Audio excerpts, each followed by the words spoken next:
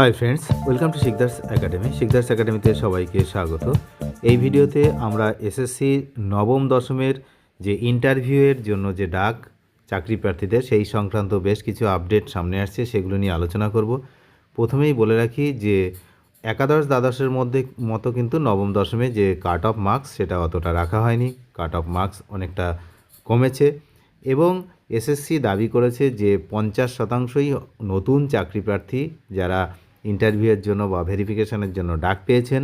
এদিকে চাকরি প্রার্থীরাও তারাও কিন্তু বিভিন্ন অভিযোগ করেছেন এই যে ইন্টারভিউয়ের যে জন্য ভেরিফিকেশনের জন্য যে ডাক তারপরে, কারণ 2016 সালের থেকে 2025-এর এই যে পরীক্ষা হলো সেখানে কিছু কিছু আসনে বেশ কিছু শূন্যপদ কিন্তু কমেছে, কিছু কিছু বিষয়ে কিছু কিছু আসন সংখ্যা কমেছে, এমনটাও কিন্তু জানা যাচ্ছে।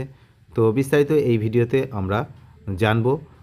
নবম দশম শ্রেণীর জন্য যে নথি যাচাইয়ের তালিকা প্রকাশ করেছে, আপনারা জানেন সেখানে 40,000-এর বেশি প্রার্থীকে কিন্তু ডাকা হয়েছে। এক্ষেত্রে যে কাট অফ মার্কস সেটা 70-এর মধ্যে রাখা হয়েছে, অর্থাৎ অভিজ্ঞতা 10 নম্বর সহ 70 নম্বর যারা পাবেন তারাই কিন্তু ইন্টারভিউতে ডাক পেয়েছেন। কিন্তু এর পরেও নতুন চাকরি প্রার্থীরা বঞ্চনার অভিযোগ তুলেছেন। তাদের আশঙ্কা তারা অনেকেই ইন্টারভিউয়ে ডাক পাবেন, কারণ নবম দশমে শূন্যপদের সংখ্যা বেশি, তাই কাট অফ মার্কস কমেছে, কিন্তু তাতে সমস্যার সমাধান হবে না, শেষ পর্যন্ত চাকরিটা তারা পাবেন না, এমনটাও কিন্তু তারা মনে করছেন। এর আগেও অভিজ্ঞতার নিরিখে দেওয়া যে 10 নম্বর সেই বিষয়ে তারা প্রশ্ন তুলেছিলেন। দাবি উঠেছিল ওই নম্বর ইন্টারভিউয়ের আগে দেওয়া যাবে না যোগ্য চাকরিহারাদের। তা নিয়ে কিন্তু আন্দোলন আদালত পর্যন্ত গড়ায়, আপনারা জানেন। তো নবম দশম শ্রেণীর জন্য শিক্ষক নিয়োগের যে তালিকা প্রকাশের পরেই কিন্তু সেই বিতর্কই আবারও মাথাচাড়া দিয়ে উঠেছে। কিন্তু স্কুল সার্ভিস কমিশন তারা কিন্তু জানাচ্ছেন যে একাদশ দ্বাদশ বা নবম দশম উভয় ক্ষেত্রেই ইন্টারভিউতে যারা ডাক পেয়েছেন তাদের 50%ই নতুন চাকরি প্রার্থী, তারা একদম এবছরের ফ্রেশার। এবং তারা এটাও বলেছে যে নবম দশম শ্রেণীর জন্য ইন্টারভিউয়ে ডাকা হয়েছে প্রায় 40,000 প্রার্থীকে, এদের মধ্যে রয়েছে প্রায় 26,000 নতুন চাকরি প্রার্থী। আবার একাদশ দ্বাদশ শ্রেণীর জন্য যেখানে 20,000-এর বেশ কিছু প্রার্থীকে বেশি ডাকা হয়েছে, তো সেখানে কিন্তু 10,000 প্রায় নতুন প্রার্থী রয়েছেন। সুতরাং তারা বলতে চাইছেন যে সব মিলিয়ে কিন্তু হাফ হাফ, অর্থাৎ অর্ধেক নতুনদের ডাকা হয়েছে আর অর্ধেক পুরনো যারা রয়েছেন। এই প্রসঙ্গে আরও কিছু ব্যাপার রয়েছে, যারা অনেক পুরনো যারা ক্যান্ডিডেট যারা আগে মানে শিক্ষক ছিলেন তারাও কিন্তু অনেকে ডাক পাননি, এমনও কিন্তু অভিযোগ সামনে এসেছে এবং হয়েছে তেমন ঘটনা। তো চেয়ারম্যান কি জানিয়েছেন? চেয়ারম্যান জানিয়েছেন যে তালিকা অনুযায়ী নবম দশম ও একাদশ দ্বাদশ মিলিয়ে প্রায় 60,000-এর প্রার্থী যারা ইন্টারভিউতে ডাক পেয়েছেন, এদের যা ডাক পেয়েছেন তাদের 50%-এর বেশি কিন্তু নতুন পরীক্ষার্থী। একাদশ দ্বাদশে 60-এর মধ্যে 60 পেয়েও ইন্টারভিউতে ডাক পাননি বলে যে অভিযোগ ছিল, কারণ সেখানে কাট অফ মার্কস 70-এর বেশি ছিল। কিন্তু নবম দশমের ক্ষেত্রে এই ধরনের অভিযোগ নেই, কারণ এখানে কাট অফটা অনেকটা কম হয়েছে, তাই তারা নতুনরাও কিন্তু ইন্টারভিউতে সুযোগ পেয়েছেন। তো কিছু কিছু নতুন চাকরি প্রার্থী তারা যেমন বলেছেন যে নবম দশমে 70-এ বা 70-এর নিচে ন্যূনতম নম্বর রয়েছে, সে কথা ঠিক, কিন্তু তারাই সুযোগ পাবেন যারা পূর্ণমান 60-এর মধ্যে 60 বা 56-57 এরকম পেয়েছেন। বেশিরভাগ পরীক্ষার্থীদের পক্ষেই 100% নম্বর পাওয়া সম্ভব নয়, এটা কিন্তু ঠিক কথা। যে সব সময় যে পুরো যতটা এক্সাম হবে সব নাম্বারই পাওয়া সম্ভব এমনটাও তো নয়, কিছু কিছু সাবজেক্টের ক্ষেত্রে সেটা সম্ভব নয়। তবে সেই সমস্ত সাবজেক্টে কিন্তু কাট অফটাও কম থাকে।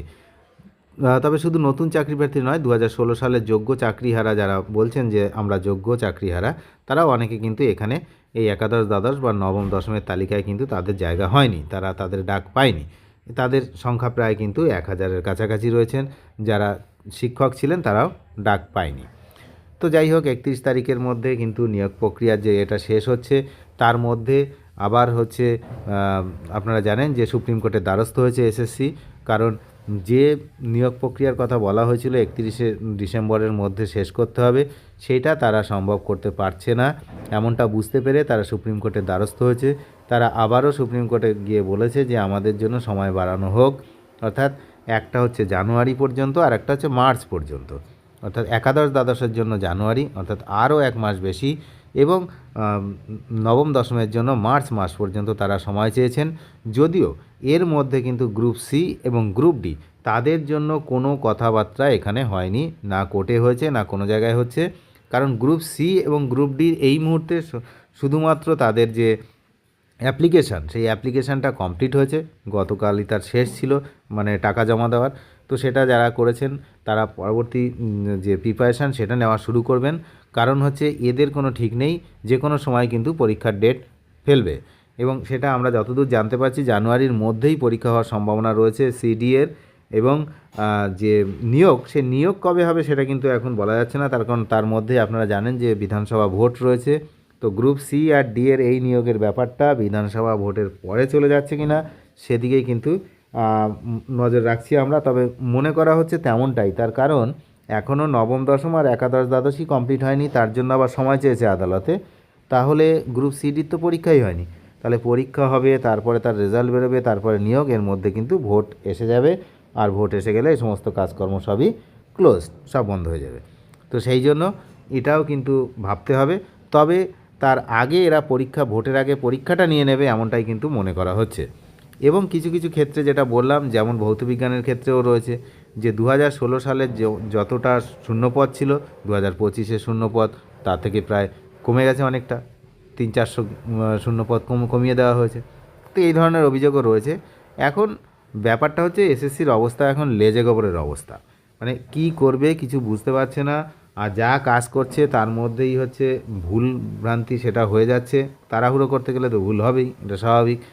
আর এই সমস্ত সব কিছু কিন্তু যে হচ্ছে এগুলোর জন্য দায়ী কিন্তু এর আগে যারা এসএসসি চালিয়েছে, যারা কর্মকর্তা ছিলেন, তো তাদের জন্যই আজকে এই ফল ভুগতে হচ্ছে এসএসসি স্বয়ং নিজেকে, এবং তার সঙ্গে এই হাজার হাজার ক্যান্ডিডেটদেরকে যারা হচ্ছে চাকরির জন্য পরীক্ষা দিচ্ছেন, ইন্টারভিউ দিচ্ছেন, প্রত্যেকের যারা চাকরি হারিয়েছেন সবার জন্য কিন্তু দায়ী হচ্ছে এই এসএসসি, যারা পূর্ববর্তী এসএসসি ছিল।